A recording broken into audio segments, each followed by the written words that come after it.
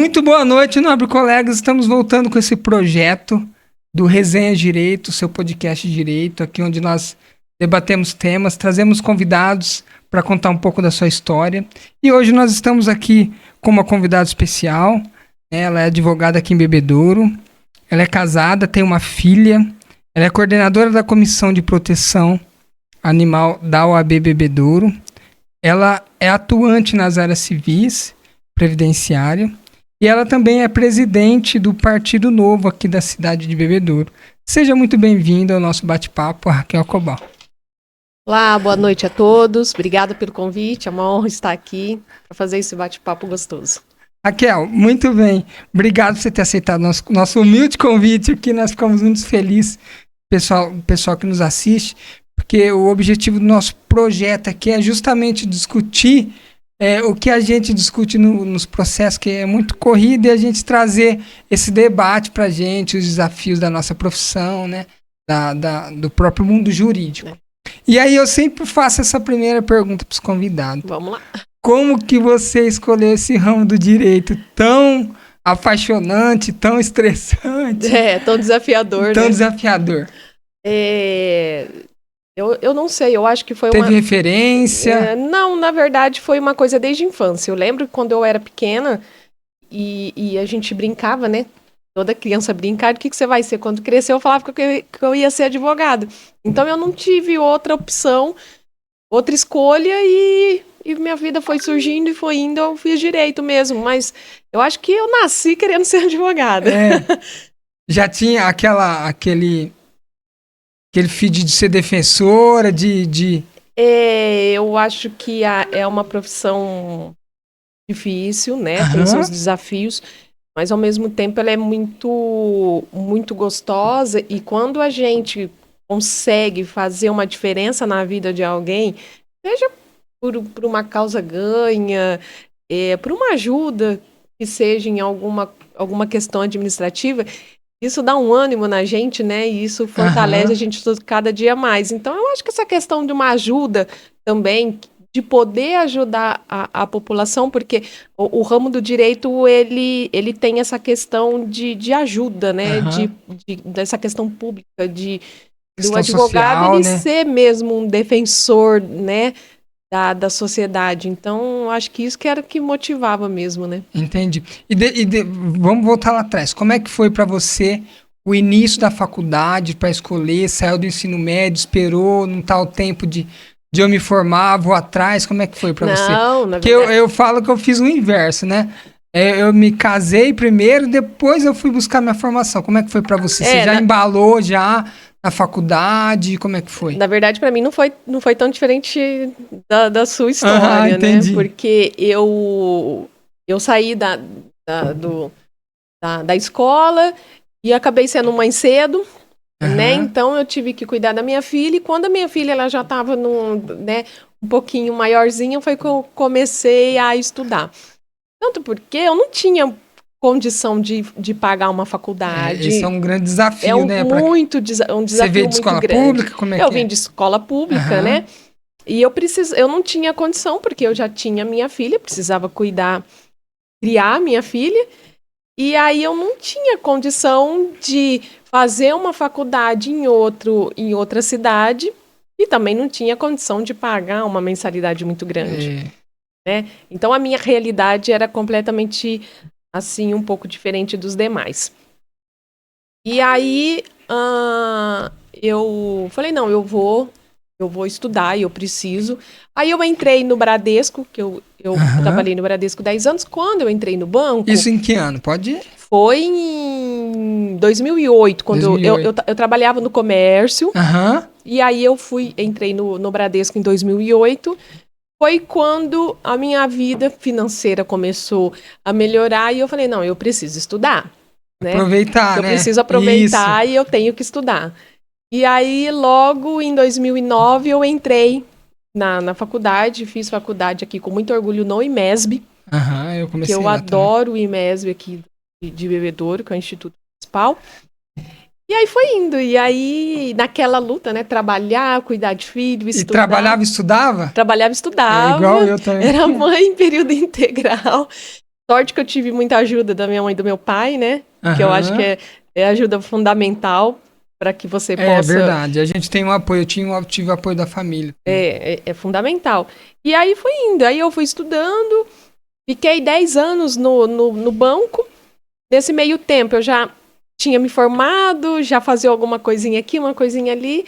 Quando foi em 2018, eu abri o meu escritório. Você começou a caminhar sozinho. Pra valer mesmo, Tá, e pera, pulamos uma etapa. Como é que foi pra você a fase mais difícil, talvez, do formando de direito, que é enfrentar o AB? Como é que... Pra mim foi bem difícil. Viciador? Porque foi o seguinte, eu comecei a prestar logo no último ano. Porque a gente fica naquela ansiedade de vão terminar logo. De terminar, de querer passar. Então, logo em março, eu já comecei a prestar o exame para eu ver como é que era. E eu sou muito boa de escrita. Tá? Eu sou muito boa para escrever, para fazer peças. E eu tive muito problema com a primeira fase. A primeira fase, para mim, foi muito difícil, porque eu ficava por duas. Por difícil. Uma. Sabe? E era assim... horrível. Na hora que, é muito amplo, né? Na hora que saiu o gabarito, eu chorava. Aquele domingo era péssimo para mim. Então, eu prestei algumas vezes. Quando eu passei a primeira fase, eu fui para a segunda. E quando eu saí da prova, saí muito rápido da prova, eu tinha certeza que eu havia passado. Porque, para mim, a segunda fase sempre foi mais fácil para mim. Eu sou muito boa na escrita. Enfim. Foi um desafio, mas deu certo. Muito grande. E você já tinha certeza que queria ser advogado ou pensou em vangloriar para as outras profissões, concurso? Certeza. Na verdade, eu sempre queria ser advogada criminalista. Sempre tive muito essa vontade. E segunda fase foi em que área? Criminal. E aí eu falei, quero ser criminalista e também tinha uma predileção aí para querer prestar concurso para delegada de polícia. Mas aí... Aí é a realidade. Quando a gente é universitário, a gente sonha, né? A gente tem aquela meta, mas aí depois a realidade vai te moldando, vai te mudando, né? Então, hoje eu já advogo em algumas áreas. Eu também tinha muitas prestar concurso, mas eu acho que você, quando termina a faculdade, você fica meio... Acabei, né? 5 anos corrido, de manhã, tarde, estudando. Até prestei eu prestei concurso para delegada. Mas o concurso, ele exige muita dedicação. Né? Também. Muita dedicação. E é muito concorrido, né, também. Extremamente, né? Concorrido. Tem gente que se prepara para isso, Tem gente que fica anos, 4, 5 anos preparando para um concurso. Então, você tem que ter dedicação, né? E aí, quando você tem teu escritório, você começa a ter aquela responsabilidade. De ações, de clientes. E no fim, eu falo que a vida vai te moldando e vai te direcionando, então... E às vezes nos direciona em caminhos bons, né? É igual eu falei aqui no meu caso, né? E deixa eu te falar, e como é que você já saiu... você falou que tinha vontade de fazer criminal. Isso. Seguiu a área criminal? Faço criminal. Você faz criminal? Faço, adoro fazer. Qual que é a experiência? Assim... Tem um a legislação não ajuda? O que você pensa? É muito complicado a questão criminal, porque a gente sempre está no lado do defensor, né? No meu caso. Sempre estou defendendo. Quem acusa é o Ministério Público, né? Então... Entendi. Mas é criminal. Então você faz criminal tanto judicial, faz extrajudicial também? Faço progressão de regime, né? Que as famílias me procuram bastante. É um ramo promissor isso. Eu cheguei a fazer um período isso. Mas eu atuo mais com criminal hoje em razão da defensoria, do convênio da defensoria. Convênio. Você entrou pro convênio. Isso. O que você acha do convênio para você? Qual tem sido a experiência do... Olha, a única coisa que eu penso que a gente deveria ser um pouco mais bem remunerado na questão do convênio. A gente, pelo menos, eu não faço distinção no meu atendimento com aquele particular, com aquele do convênio. Os meus clientes, eles percebem isso. Então, eu procuro atuar da mesma forma, com a mesma dedicação. E, infelizmente, a remuneração é muito baixa. Mas a questão de aprendizado para você... aprendizado é sensacional, porque eu consigo... A gente pega todos eu pego muito, para você ter uma ideia. Todos os ramos, né, aparecem pra gente. É muito furto, é muito tráfico, né? Lei Maria da Penha, ameaça. Então, assim, a gente consegue atuar num ramo... Te dá um leque bem grande de atuação, grande, de a gente projeção profissional. a gente consegue ter a dimensão do que são as famílias, dos problemas que aquelas famílias passam, né? Da necessidade de cada um. Então, é gostoso. Eu também gostava de fazer, eu gosto de fazer também assessoria, apesar de não ter umas certidões lá, assim. Vai e volta, esses desafios, né, que todo mundo sabe. Sim, as certidões são difíceis, mas tá bom, mas fora isso, eu acho que para quem tem o advogado que está começando, a gente fala para todos os públicos, né, eu acho que é realmente uma escola para você desenvolver tanto o atendimento do cliente, né, tanto para você conhecer todas as formas que você pode, né, atuar ali dentro da área que você escolhe, civil, criminal. Bom. E aí você faz criminal, e qual que é outra área que você atua? Eu faço civil e a minha especialidade é família, né? Família. O que você faz em família? Quais os desafios que você enfrenta aí? Família, eu digo que família você tem que ser um pouco de tudo, né? Você tem que ser um psicólogo também. Eu também faço família. Você sabe então do que eu tô falando, porque eu faço muito divórcio, alimentos, que é uma questão assim, que a gente tem eu tenho muita demanda no escritório, que são as proposituras da questão dos alimentos para os menores. Então, e família é muito complexo. É complexo. Né? Você tem que ter um jogo de cintura, tem que ter toda uma questão emocional, tem uma questão emocional envolvida, né, nessas ações. Eu acho que o grande desafio, eu não sei se você já pegou na questão de família, é a questão de guarda, rapaz. Guarda. Faço guarda. Modificação de guarda, compulsória. Tem conceito, sei lá, rapaz, uma coisa complexa. É muito complexo. É complexo. Demanda muitos profissionais. Às vezes a gente fica até limitado, porque muita coisa não depende de nós. Questão de modificar a guarda, da guarda, visita, depende de profissional técnico, né? Como é que você lidar com tudo isso? Então, porque a gente também tem coisas que fogem da nossa alçada. Uma modificação de guarda, você depende da assistência social, tem o laudo, parecer da assistência social. Psicólogo. E sempre uma pessoa vai ser o perdedor dessa questão. Então, para a gente encontrar o meio termo, e antes de tudo, tem que se fazer a justiça e tem na questão familiar, de guarda, de alimentos, sempre é o melhor interesse da criança. Verdade. Então, assim, a gente também tem que ter essa sensibilidade, né? É verdade. E é difícil. É difícil lidar.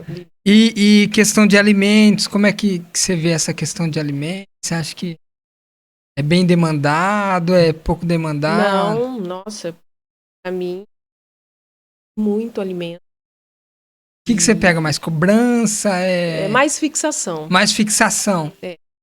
A gente vê que há uma carência, né? Uma carência muito grande. Como é que a gente fala? Do dever, né? Dever de sustento, né? De sustento. E você sabe que ainda de 100% das demandas de alimentos,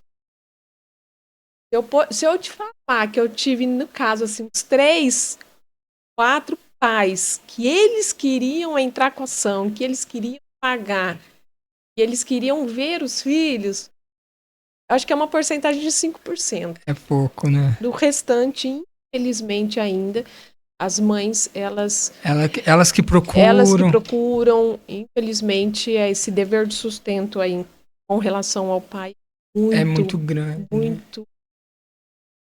Né? O dever é muito pequeno, né? Aí, não, então, a gente tá falando da questão de alimentos, que é um grande desafio. Mas, por outro lado, você que atua, você também deve ter a mesma visão, né? diferente de outras áreas do direito, nós percebemos que a ação de alimento, normalmente ela atinge o seu objetivo real, quando é cobrar a pessoa. Assim, eu acho que entre todas as leis, a de alimentos é efetiva. É a que traz mais efetividade, né? Tanto na questão de cobrança, muitas das vezes não dá, mas resulta sempre em algum resultado. Porque principalmente quando a gente faz a cobrança com a aquisição civil do devedor. Pelo menos ele dá Aí eles acham dinheiro. É verdade, dá um start nele. Mas a questão de propositura, de fixação, é sempre muito efetiva. Sempre. Diferente de outras áreas, você deve provavelmente... Família, você... essa questão de... Já lidou com alguma questão dessa também? Nossa, é outra demanda. A gente tem que ter um jogo de cintura, porque... além daquela família, ela tá enlutada, né? Luto por conta doente. E aí depois começam toda essa questão de divisão de bens, de patrimônio. Então, eu já enfrentei muitas discussões, muitos aborrecimentos entre familiares por conta dessa divisão, né? Então é outra... depois da questão de guarda e alimentos, eu vou inventar. É um grande desafio. Um outro desafio. E sem contar a burocracia, né? É bem burocrático. O pessoal fala... pessoal que vai atrás disso. Ainda que quando a gente faz um inventário extrajudicial, que é feito no cartório, hoje ainda é um pouco mais tranquilo, né? Ficou menos formal, bem mais rápido, porque hoje um inventário você consegue, aí dependendo do cartório, né? Mas em 15 dias você já consegue resolver. Né? Eu pondo 15 ainda, que é um prazo elástico, né?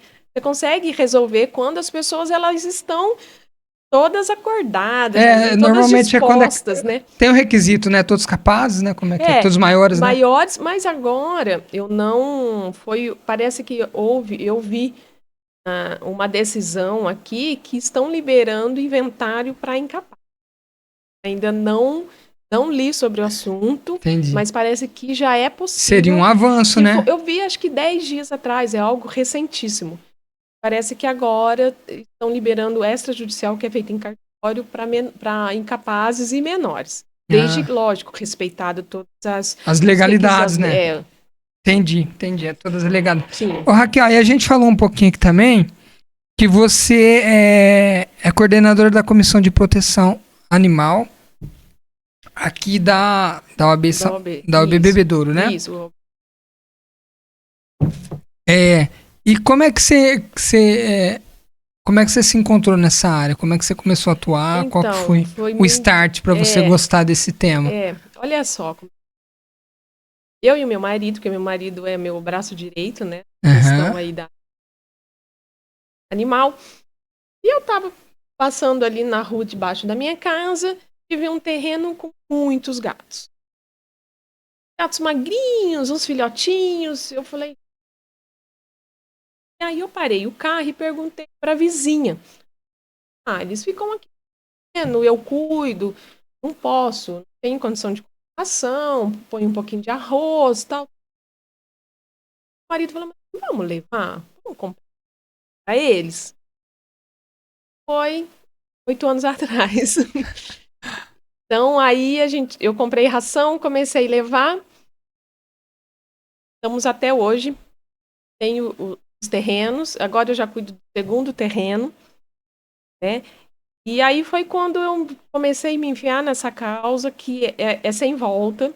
É questão mais humanitária, então aí nós pedi autorização para o proprietário do terreno, eu fiz casinha, plantei umas árvores que dão sombra.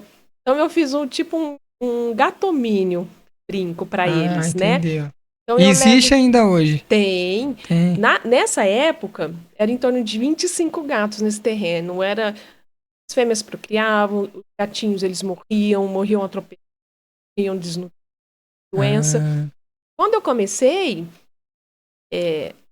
E aí eu fui fazendo amizade. Pra eu ter uma ideia, eu demorei 8 meses para pegar a primeira gata para castrar. Aí eu fui fazendo eles, e hoje nesse terreno eu só tenho 3. Porque a gente foi doando, infelizmente perdi muito, eles foram morrendo, uns causas naturais, outros ficaram muito doentes, outros foram atropelados, enfim. Hoje nesse terreno eu só tenho 3. E aí eu, não contente, fui partir pro segundo terreno. Então também lá todos os meus animais são castrados, tem casinha. Eu vou todos os dias, nunca deixei de um dia. Então eu ponho comida, água, espero eles comerem, cuido deles. Um lugar monitorado. Então, além de você trabalhar nessa questão de proteção, né? Depois você vai falar da questão da proteção. Sim. Primeiro nasceu esse chamar de você cuidar mesmo. Isso. E aí eu tava lá no meu canto, cuidando, quietinha, né? Sem alarde. Só que aí depois foi acontecendo. Tem um grupo, que é um grupo nosso, que chama Protetoras Patinha Animal, no Facebook. Nós somos em 5 integrantes. E aí comecei a fazer parte desse grupo e lá começaram a surgir pedidos de ajuda, cachorros atropelados, né? E aí demandas no geral. Isso. Então hoje aí surgiu o grupo, eu faço parte do grupo. Depois a OAB, né, na gestão do Dr. Leandro, ele... Depois de uma situação que aconteceu em Bebedouro, não foi? Várias... Nossa, muitas situações acontecem, né? E aí surgiu a questão da comissão, da gente ter uma comissão de proteção animal aqui. Entendi, importantíssimo. Muito. E como que você vê a questão da legislação? Como é que é? É bem protetiva? Precisa melhorar? Como é que... não, tem que melhorar muito, né? Porque, assim, todos os maus tratos anteriormente era pela lei ambiental. A lei ambiental, ela trata mais, uma lei muito branda. 3 meses a 1 ano, no máximo, de detenção. Branda em questão de punição. Multa, de punição. Entendi. Né? O doutor sabe que 3 meses a 6 meses ou 1 ano, não me recordo tão bem, não refresca e a pessoa, né, não vai sofrer a punição que ela merece. Depois, o presidente Jair Bolsonaro, ele teve a lei sanção, que ela partiu de 2 a 5 anos. Uma lei específica? Uma lei específica para cão e gato apenas. Né? Então, qualquer tipo de maus tratos. Eu não falo nem de bater no animal, falta de comida, local adequado, correntado. Né? Maus tratos no geral. No geral. Tanto no cuidado como cuidado quanto na falta de higiene. Né? Entendi. Então, os maus tratos aí a gente pode entender dessa forma generalista mesmo. Aí passou a lei de quem maltrata os animais de 2 a 5 anos. Só que, infelizmente, essa lei, ela só engloba cães e gatos. E eu entendo que deveria ser para qualquer tipo de animal. Seria mais pensando, será, na proteção do animal doméstico, do né? animal doméstico. Que é cão e gato mais tradicional. Porque foi a lei sanção. Um cachorro que uma pessoa foi lá e decepou as 2 pernas do animal. Aí o Bolsonaro, ele aprovou essa lei, veio melhorar muito. Nossa, crescer demais. Só que eu tenho críticas. Infelizmente...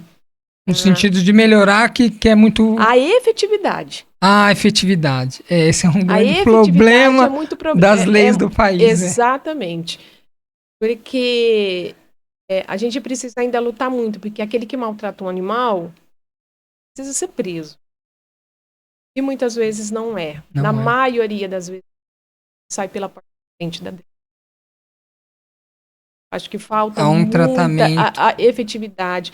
Lógico que o judiciário melhorou muito na questão, né? Antes, o animal ele era como coisa. Hoje, Graças a Deus não, ainda está bem atrasado, mas o animal é um ser que sente. Que merece proteção, né? Que tem merece direitos. respeito. Eu já fiz vários divórcios, inclusive, que a gente pediu guarda para animal. Guarda compartilhada. Né?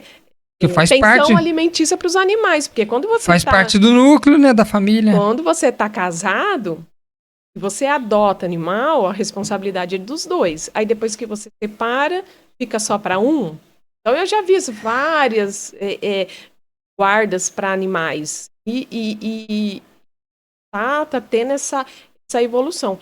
Hoje, a questão animal, ela tá muito debatida, né? Na sociedade. Verdade. Né? Eu tava pesquisando aqui para falar, né? Você tava falando Nós temos lei de proteção animal hoje, nós temos a que você falou, foi aprovado no ano de 2022, né? Isso. Exatamente.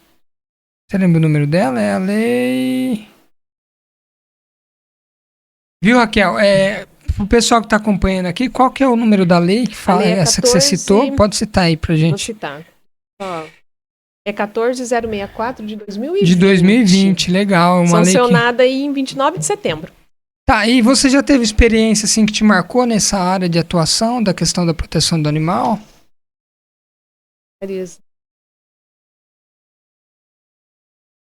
A que mais me marcou não foi nenhuma questão de violência em si, de alguém. Teve um potrinho que foi morto a facadas. A gente teve cachorro enforcado. Tivemos cachorros que foram jogados do viaduto. Nossa, que dureza. Então, assim... nós todas. E qual que é a atuação nesse caso da comissão? Então, encontrando esse caso, ela trabalha em que sentido? A comissão, ela recebe denúncias. Ela recebe denúncias. As denúncias podem ser anônimas. Qual que é a nossa atuação? Quando a gente que eu recebo uma denúncia, eu vou até o local, verifico se essa denúncia procede ou não, porque também a nossa comissão, o intuito dela é ajudar, porque muitas vezes eu chego naquela residência e às vezes eu percebo que é uma questão de conversa, que é uma questão de ajuda para que a gente orientação, possa... né? Isso, de orientação para que a gente possa verificar qual que é a melhor situação, tanto para o animal quanto para a família. Às vezes aquela família está necessitando, está passando por uma dificuldade financeira, está necessitando de uma ajuda com ração. Isso a gente faz. Pode fazer, né? Pode contribuir. Há casos que eu estou com o delegado de polícia, né? Que a gente aqui tem a delegacia de proteção animal. Então, quando eu vejo que algumas pessoas me vídeo, me fotos, coisas mais graves, um pouco mais graves, a gente passa para a delegacia, ou vai o delegado, ou vai o investigador, nós vamos até a residência da pessoa, a gente verifica os casos que estão sendo lá. Graças a Deus, alguns casos são mais de orientação, de uma ajuda. Então, a gente precisa pôr uma casinha, então a gente vai conseguir uma casinha para... precisa de ração, então nós vamos conseguir ração. Castração, então nós vamos castrar. Precisa doar os filhotes, então nós vamos doar. A gente orienta, não deixa rua, né? E há casos que são casos mais graves, a gente já chama o veterinário e a gente recolhe o animal em casos muito graves. Encaminha para algum lugar? Geralmente para o canil. E Bebedouro tem essa... Como é que é o município? Como que o município está preparado para lidar com essa questão animal? Ele tem... Deficitário. Essa é uma crítica que eu... Tá, qual? Hoje tem o canil, tá? O canil, ele é lá na FECIB Nova. E é deficitário na questão local. Mas os funcionários, eles são muito comprometidos. Dentro dos seus limites, eles são limitados. Exatamente. Entendi. Exatamente. Bebedouro, então, tem o canil. Tem um canil municipal. Tem a ONG, né? Recolhe mais, que também é de responsabilidade. Tem a ONG Zuleika, que hoje é de responsabilidade da prefeitura. Essa ONG de proteção animal também. Isso, também. E deixa eu te falar, e tem. Parece que o bebedouro tinha uns projetos de castrônomo. Na verdade, tinha o Como é que é? castramóvel, né? Castramóvel. Porque qual que é muita dificuldade? Se eu vou numa residência, as pessoas são muito simples, elas não têm condução para levar o animal para castrar. Uhum. E que nós, protetores, não é exclusividade minha, que nós, protetoras, temos que fazer? Marca para castrar a cachorra, só que aquela pessoa não tem como levar. Então, o que eu faço? Eu vou na casa daquela pessoa, pego o animal, levo para castrar, na hora que ficar pronto, que tiver alta, eu vou lá e devolvo. Entendi. Então, é uma atribuição que aperta muito para a gente. Entendi. Né? Porque a gente não, protetora, verba. Protetora Imagina. não tem verba municipal. E bebedouro. Não é emprego ser protetora. Né? Então, muitas pessoas, às vezes a gente vê muitas quando tem um E animal bebedouro tem um abandonado. hospital, alguma coisa de público, nada? Não. Essa é uma luta muito grande que a gente precisa.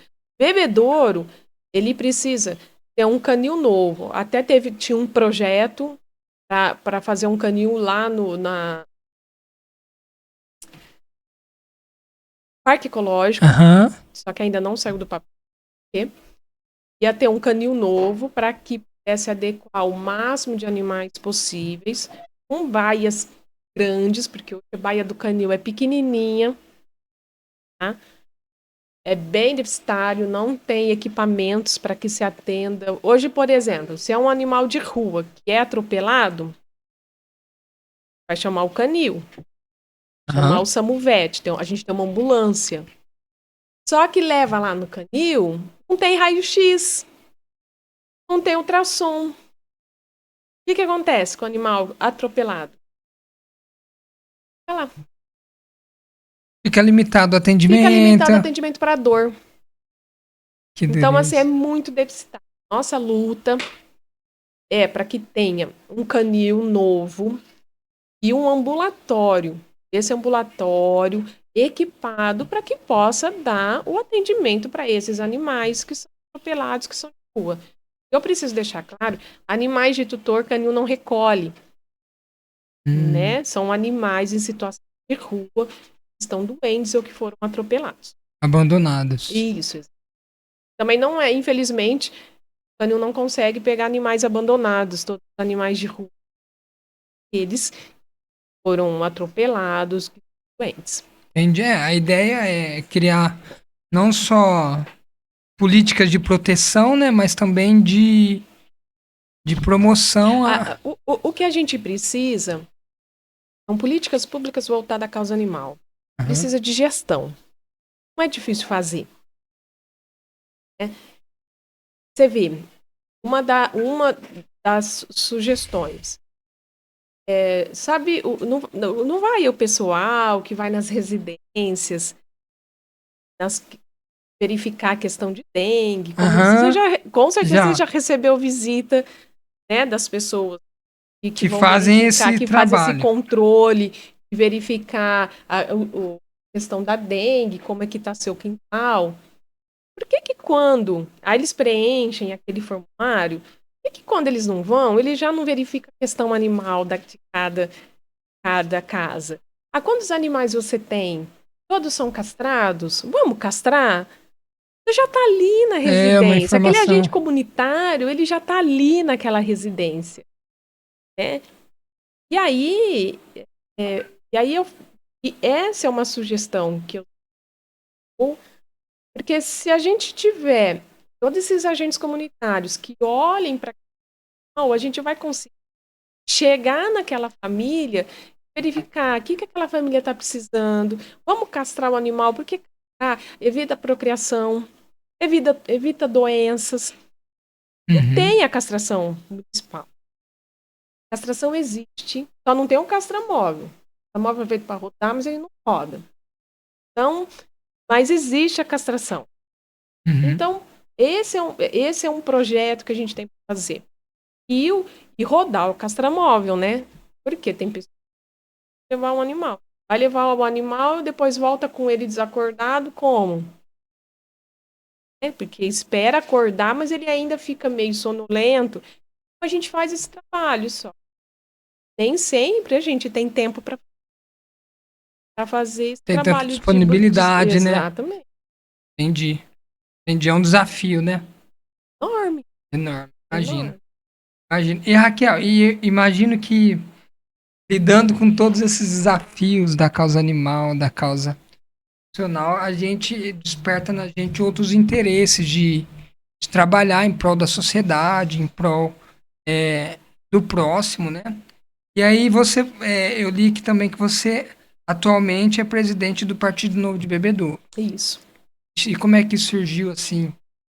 Foi mais ou menos como eu te expliquei? Foi também meio que por um acaso, né? Aham. Na verdade, nós formamos. Nós temos o grupo de patriotas aqui, né, que foi o Aham. grupo que teve a Casa Bolsonaro. Formou a partir dela, né? E aí esses patriotas formaram um grupo que seria a AMAB, que chama AMAB hoje. A AMAB, ela é um grupo formado por patriotas, conservadores e com fins sociais. Então, a AMAB, que é uma associação do setor, fins sociais, ajuda A mútua. MAB? AMAB, A MAB. Associação dos Moradores e Amigos de Bebedouro. Então, seria... a AMAB, ela surgiu com essa questão social, Aham. né? E aí, com reuniões, nós percebemos que para a gente poder fazer algo correto e tentar realidade aqui, e fazer mais, a gente precisava de um braço político. Então, e aí, o que nós vamos fazer? Foi nos proposto o PL, né? Depois, nós estava com o PL na mão, mas PL só o pro pessoal que Partido tá. Liberal. Ah, tá. Aí foi nos tirado o liberal, e aí nós pegamos a nominata do Novo. Hoje nós somos uma comissão provisória do Partido Aham. Novo. E aí nós vimos essa necessidade de ter um braço político para que a gente pudesse. Se a gente está inconformado, a gente tem que mudar.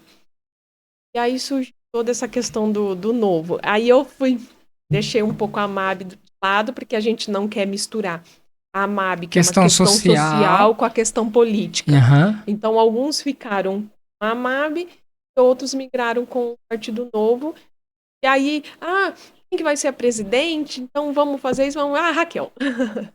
Aí Entendi. eu acabei aí como presidente do partido. E já tem. Acredito que nesses últimos anos aí tem surgido muitas demandas em relação a interesses voltados à coletividade, né? E qual que tem sido assim o posicionamento de vocês, a atuação, o que vocês têm feito? Gente que é de bebedouro sabe que muitas coisas têm surgido aí ultimamente. Quer falar alguma coisa por cima? Não precisa falar nada muito específico, mas qual que é a proposta do ideal de formar essa comissão na cidade? Tá. Partido Novo,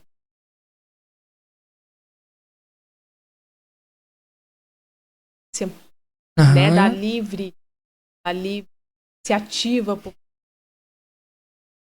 Então, da gente ter esse partido novo, ele seria o partido mais próximo. Nós, que somos patriotas, ali comungamos, acreditamos. Né? Então, dentro do seria a questão. Na verdade, foi o Partido Novo que ficou mais próximo dessa nosso interesse. Aí, aliados a isso,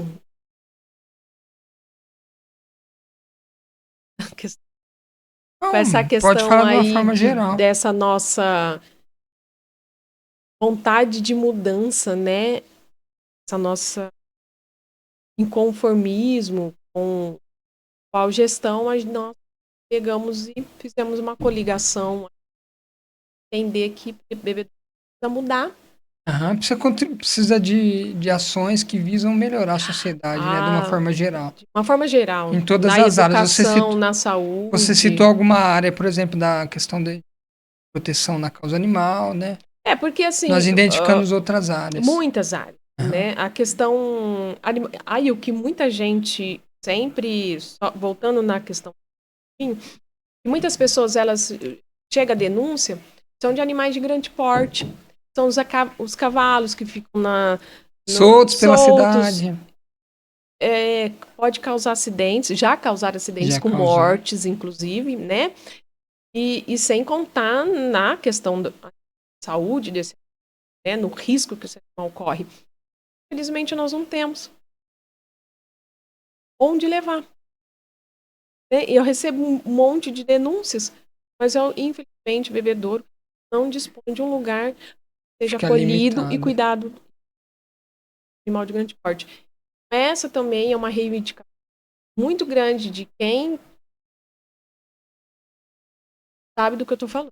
Entendi. Raquel, e você, mais uma perguntinha aqui relacionada à política. Você agora como presidente do diretório aqui do Cidade de Bebedouro, a gente sabe que hoje as coisas estão muito politizadas, né? A gente vê que há muito menos uma visão de interesse coletivo e mais de interesses particulares. Como que você vê a política hoje no país? Muito dividida? Não. E no país, extremamente dividida. Hoje você ou é de direita ou é de esquerda. Depois dessa questão aí, Bolsonaro e Lula, que totalmente ficou muito politizada as coisas, né? Ou é pra cá ou é pra lá, não tem sempre um senso comum, né? Não. Esse é o melhor pro coletivo, acho que ficou muito E o que eu percebo muito, que infelizmente a política, de um modo geral, pensando na questão individual ao invés do coletivo, né? E alguns, a gente não pode generalizar, ainda existem pessoas boas,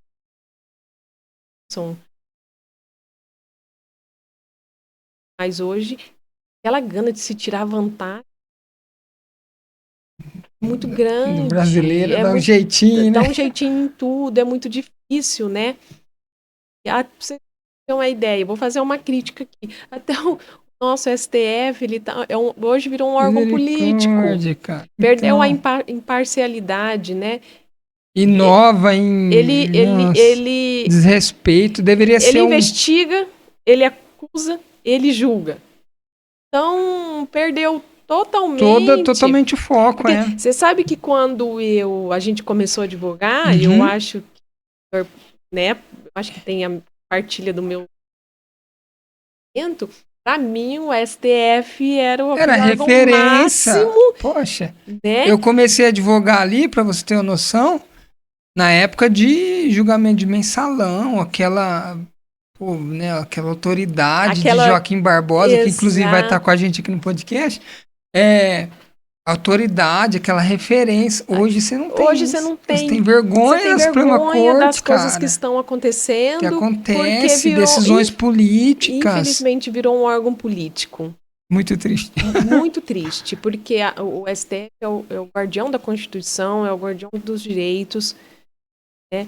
E principalmente na questão que tivemos, né, no ato lá do 8 de janeiro, né, que além de se tornar não só uma questão jurídica, se tornou uma perseguição, uma questão na verdade. Política, eu não sou a favor de quem foi lá e fez o ninguém né? Eu acredito que ninguém seja todo que aconteceu. Eu acho que as pessoas estavam lá uma causa nobre para reivindicar, mas que por algum motivo acabaram havendo esse excesso e eles invadiram. Eu acho que, como toda pessoa que infringe a lei, ela tem que ser punida. Mas a punição, ela tem que estar dentro aí da medida da razoabilidade. É. E o que não está acontecendo, O né? devido processo legal. Exatamente. Você vê, tem pessoas que estão presas até hoje, privadas de bens. Julgamento de 16 anos, cara. É mais que um traficante. Cara, não tem mais do parâmetro nenhum. É maior claro, eu não sou totalmente da área, mas assim... Cara, é maior do que um traficante. Porque hoje um traficante ele pega de 5 a 15. Maior que roubo, crime. Maior até que homicídio. Que homicídio, exatamente. Estupro. Então, assim, será que essas pessoas, de repente, foram levadas... Passando questão jurídica a gente está analisando. Analisando, né? Que foram levadas e que, por algum motivo, quiseram subir lá. Teve gente que só entrou. Teve gente que não depredou. Não, teve gente que teve gente que nem foi que nem estava lá. Então, assim, eu acho que é uma desproporção, um excesso demais, muito grande e que isso é muito perigoso. Eu temo por isso também, né, por esse desequilíbrio e acho que é um desequilíbrio muito grande. E a gente, quando estuda, quando a gente vê, a gente percebe quando esse desequilíbrio vem do Estado, é um desequilíbrio muito perigoso para a sociedade. A mão do Estado é perigosa, é pesada, né? O órgão, né, que seria o salvador, que deveria resguardar todos esses direitos e essa perigoso. Questão da proporcionalidade, né, do devido processo legal. Essa palavra é tão falada, né, da democracia, do devido processo legal, mas a gente simplesmente nós não estamos vendo isso. Realmente é muito perigoso. Assim, é claro que eu vou ter até um cuidado para falar que eu falo não tecnicamente, né? Eu não olhei nenhum dos processos. Não, nada. Também não olhei. A gente não fala técnica, mas a gente ouve, né? E claro, tendo um pouco de conhecimento jurídico, a gente percebe que, né, alguma coisa não está certa, né? Tanto que a própria população que é leiga na questão da política, tem a opinião opinião formada, Exatamente. Sabe o que é que está acontecendo, né? Tanto que se hoje você vai ver, todo mundo é contra, não é contra o STF, mas é contra as decisões, contra o abuso que se está cometendo no nosso país. É difícil, mas o que eu temo também em relação a tudo isso, muitas das vezes a omissão de algumas instituições que deveriam justamente se manifestar nessa hora.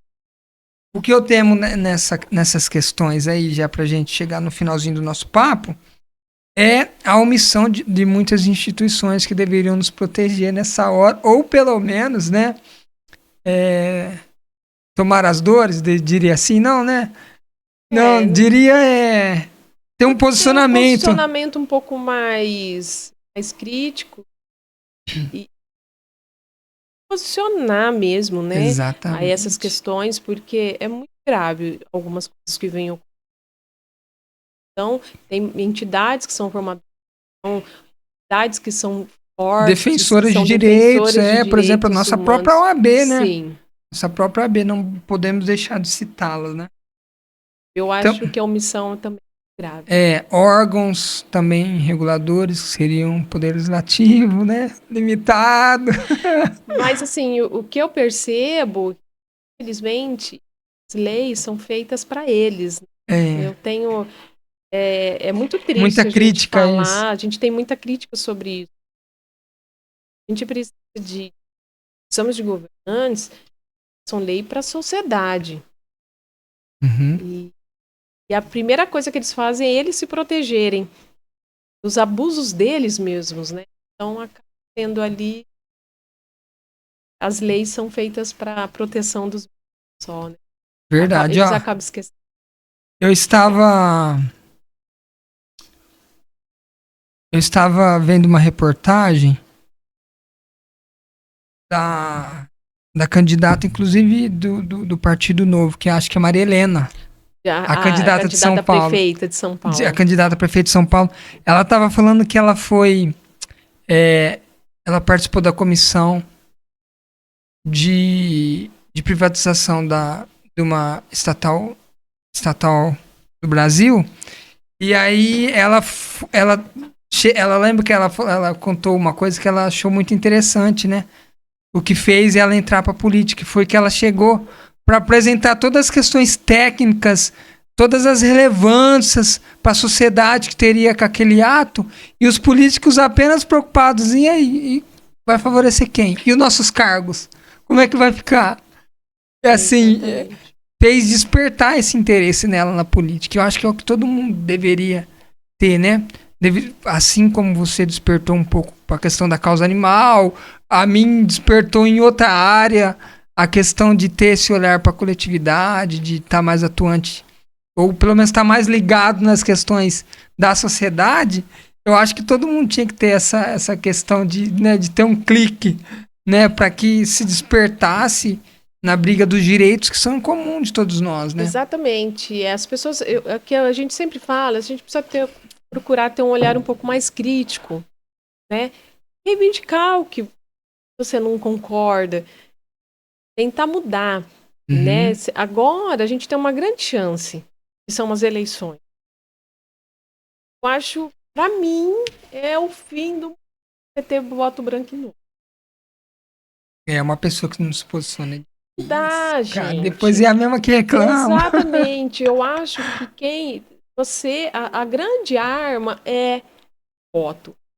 Você não precisa, de repente, eles não querem se mostrar, não querem mostrar nas redes sociais, em que o porquê isso acontece, mas deixem de votar. Sempre falo, eu falo com meu marido, quem não vota, depois não tem mais jeito. Você vai criticar? Mas continua ruim, Quem continua vota ruim, não tem vez, mas né? você não foi votar. E as pessoas acham que o seu voto não muda. Realmente, mas 2 mudam, 3 mudam. Juntando, todo muda. Né? Verdade. Então, assim, vote, saia para votar. Faça sua parte, faça né? sua parte, sabe? Exija, cobre o que precisa cobrar, exatamente. Sabe? Porque, assim, eu sempre parto do princípio, tá bom para você hoje? Você tá contente? Não tô falando só de município, não. Você tá contente? Tá tudo muito bom? Você tem uma saúde de qualidade? Você tem segurança? Teus filhos, tá 100%. então, teus filhos, nossa, a escola é mil maravilha? Tá tudo ótimo? Eu costumo dizer, você não quer abraçar tudo, mas abraça uma causa. Abraça o que tá do seu lado, né? Você vê uma coisa errada ali, faça parte daquilo ali, contribua para aquela mudança, pelo menos. Eu acho. O mínimo que a gente faz, né? É o mínimo que a gente faz, porque essas pessoas que estão aí no poder, elas não frequentam o SUS. Frequentam o Sistema Único de Saúde. Os filhos estão nas melhores escolas. Não andam de circular. Sabe o quanto quanto que você tem que levantar cedinho para chegar no teu trabalho, tanto de tempo que você tá, porque às vezes tem condição, você não tem moto. Quando eu comecei, eu andava muito a pé. Muito a pé, eu sofri muito andando a pé. Quando eu pude comprar minha primeira moto, eu lembro que foi uma Bis, nossa, eu era uma pessoa mais realizada. E para comprar a primeira, foi muito difícil. Muito difícil. E aí, a gente passa um filme na tua cabeça de que você passou, e hoje, você para pensar, você fala, nossa, eu preciso reivindicar as pessoas que estão aí. Você vai nos hospitais, aquelas filas gigantescas, as pessoas te tratam mal. E é você quem paga. É você quem paga. Então você não está indo de graça. E isso a gente precisa reivindicar. Não dá para ficar quieto. Pode querer se expor, mas o voto, a mudança. Assim, bom não tá. Então vamos fazer diferente. Ou para quem acha que tá bom, sempre pode melhorar, né? Se não vai ficar bom, mas vamos tentar. A gente vai reivindicando. A gente vai vendo o que tá errado. a questão ambiental, saúde, segurança, Verdade. lazer. Muitas demandas que Muitas que nós podemos precisam, contribuir. e tá na nossa mão, né? Por Verdade. isso que eu falo, para mim é a minha pior coisa que é voto branco e nulo. Fazemos parte de construir uma boa sociedade, né? Exatamente. Tudo depende da gente. Tudo depende da gente. Fazer a nossa atuação. Raquel, chegamos aqui ao finalzinho do nosso papo. Queria te agradecer. Que pena, foi muito bom. Muito bom, né? A gente desperta muitos assuntos, né? E a gente vê a importância da nossa profissão para a sociedade, né? Como que a gente contribui, não só a nossa, né? Todas as outras profissões, cada um contribuindo, né?